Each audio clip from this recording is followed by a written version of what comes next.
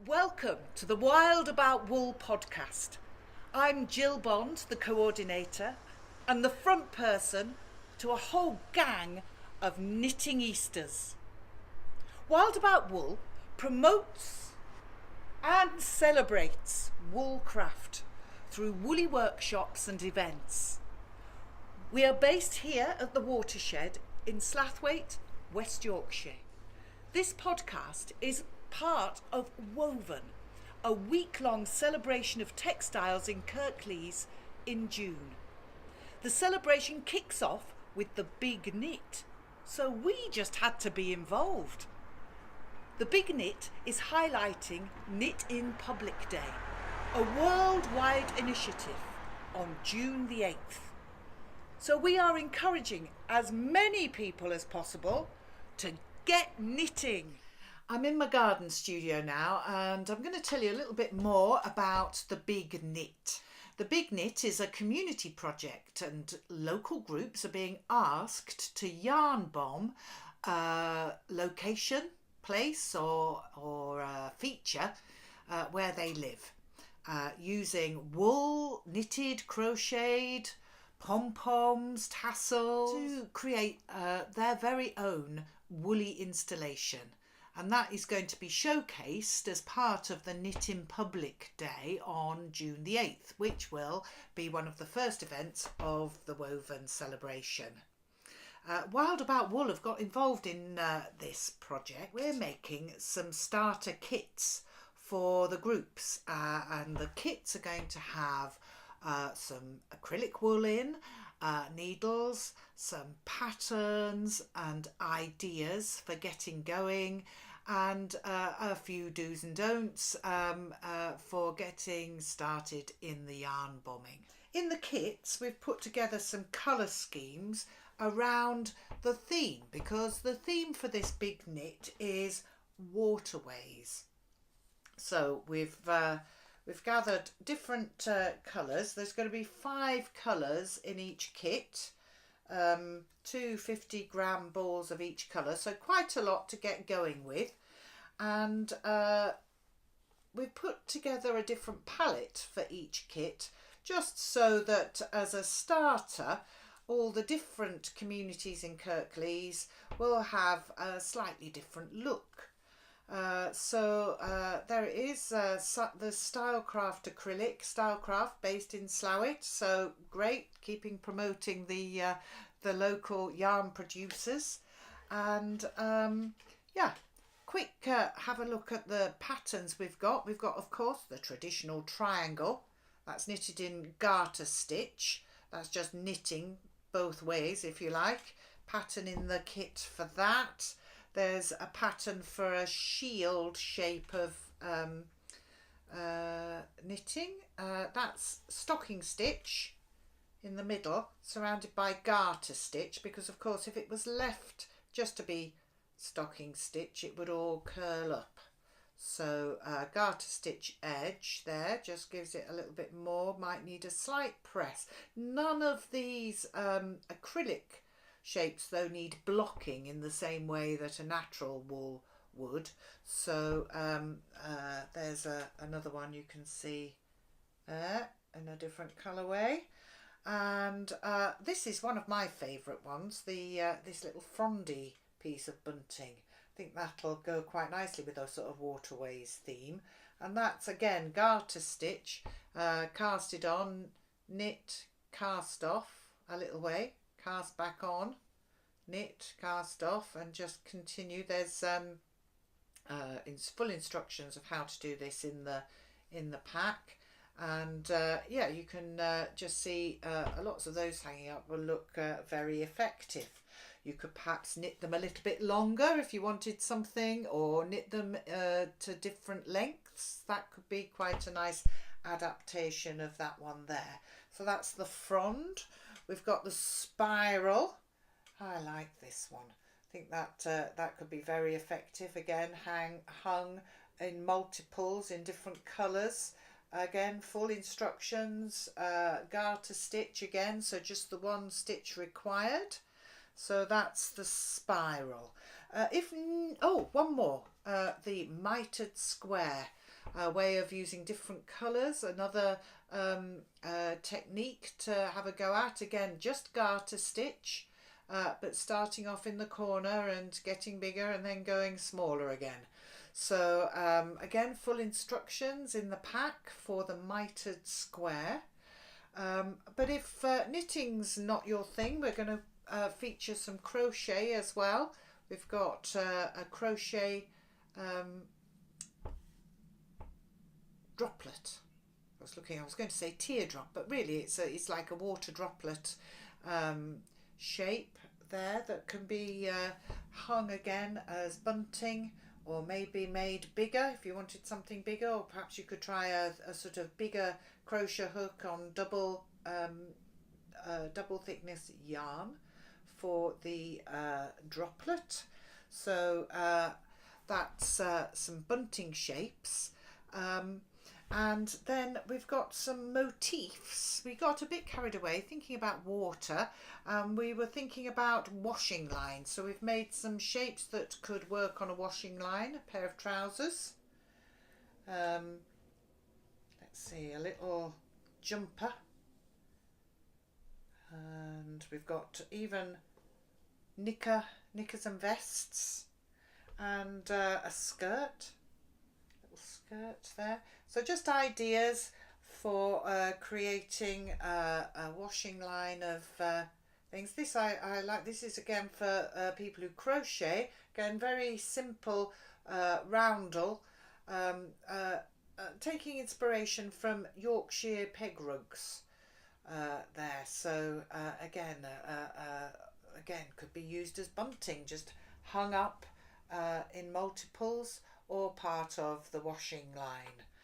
So some ideas there for buntings and different motifs. Have a go out and about in your community and have a look and see if you can find a place to yarn bomb for the big knit. I've been out in Slough to have a look and see what possibilities there were out there. So I've come out and about into my village of Slathwaite to have a look at what kind of features you can yarn bomb. Slought's full of features, so let's go off and have a look and see what we can find.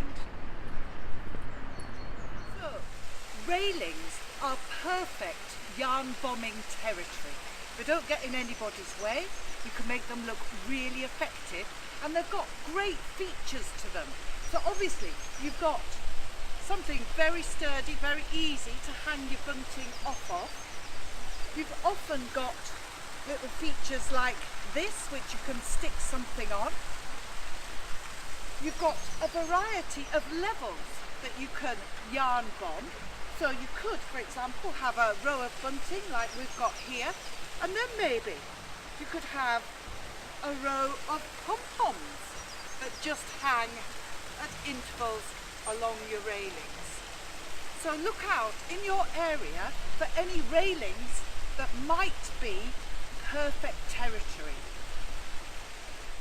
So bollards are great to yarn bomb. You can get on top of them, you can put things over them, you can wrap things round them. So I've got here, well, basically a woolly hat, a couple of googly eyes. You can make a bit of a character, maybe some arms, maybe a little jacket you could put on there. Or remember, sometimes less is more. You could just take a string of pom-poms and wrap them round. Signs you don't want to yarn bomb. You'll take away the driver's attention from what the sign is supposed to say. So don't yarn bomb any signs for motorists or pedestrians. The other thing is just to take stock of where you are. Because if you're yarn bombing in a place that's got traffic and is ongoing, you need to think about your own safety. Get carried away with your yarn bombing technique, what you're doing, and forget that cars are travelling down the road or travelling past. Always yarn bomb in a group, or at least with a friend, so that you've got somebody who's looking out and helping you as you are putting up your yarn bomb materials. street furniture are fair game for a bit of yarn bombing. Benches like this one, easily adorned with some bunting. You could have a go at covering the ironwork completely in knitting. That could be a great challenge to do. Make it comfy maybe with a few cushions. Litter bins. Why not cover all the litter bins in your community?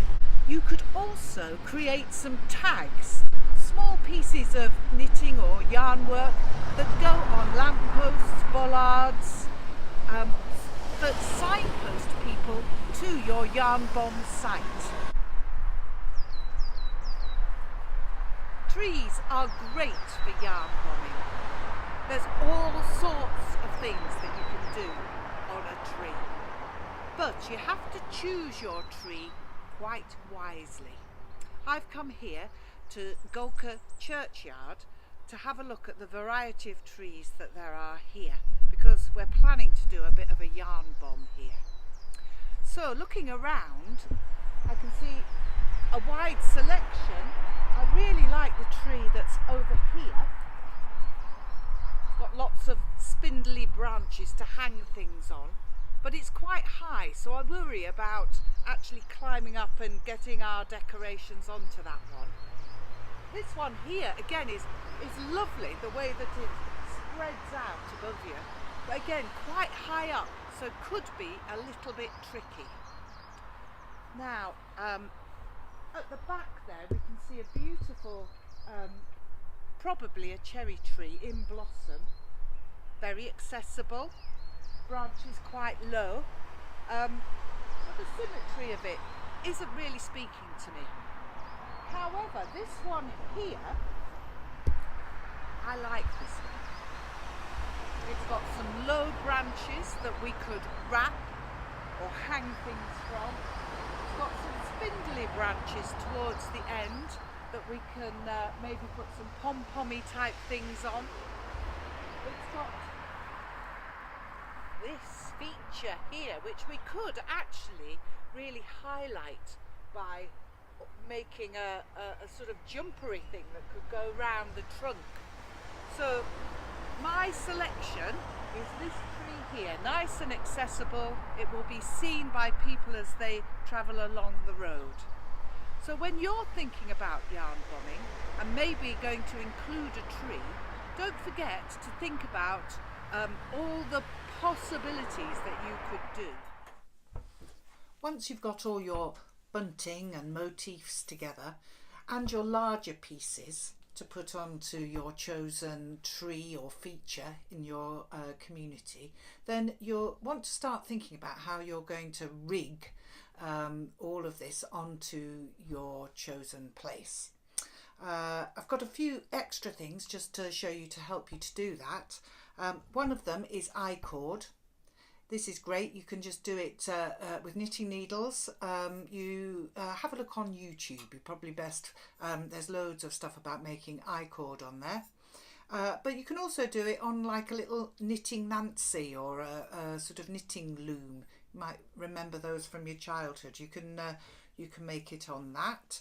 And this is useful because you can obviously string or sew bunting onto it or crochet bunting onto it.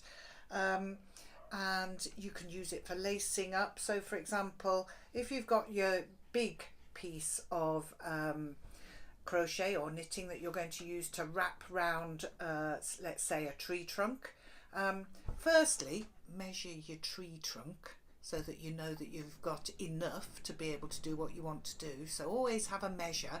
In fact, making a bit of a plan is quite a good idea. So if you've decided on a, say, particular tree, or maybe it's a bench or a statue or a bollard or whatever, always take your tape measure. A cloth tape measure is the easiest thing to do, and just jot down your measurements, and then you know what you're knitting to or for. Equally, if you've decided on something like railings and they've got little bubbles or something on the top, make sure you've counted up just to see how many of those there are. So you've got your knitted piece, and you put it round, let's say, your tree trunk, and then you've got to fix it round. Well, you can do that in a number of ways. You could use your bit of I-cord and make like a corset effect, lace it up and tie it off. Or for quickness, you could even use cable ties, just secured on, and then snip off that plastic bit at the end, and you've got a very neat and quick way of securing something. Again, you can use cable ties or string tied onto branches of trees. Again, that's useful for pom-poms as well. Kits will be available from Woven on their website, details in the description below. So that finishes off my explanation about kits, and I hope I've whetted your appetite and encouraged you to be involved. This vlog is part of the Woven celebration of textiles in Kirklees that's happening for 1 week from the 8th of June, and this is part of that first event for that celebration, the Big Knit. For more information about Wild About Wool, please go to our Facebook page and our web page, which again are in the description at the bottom of this vlog. And don't forget to hit the subscribe button, because I'm going to be doing another vlog for the Woven celebration, and that's all about wool and wellness. Thanks for listening and watching. See you next time.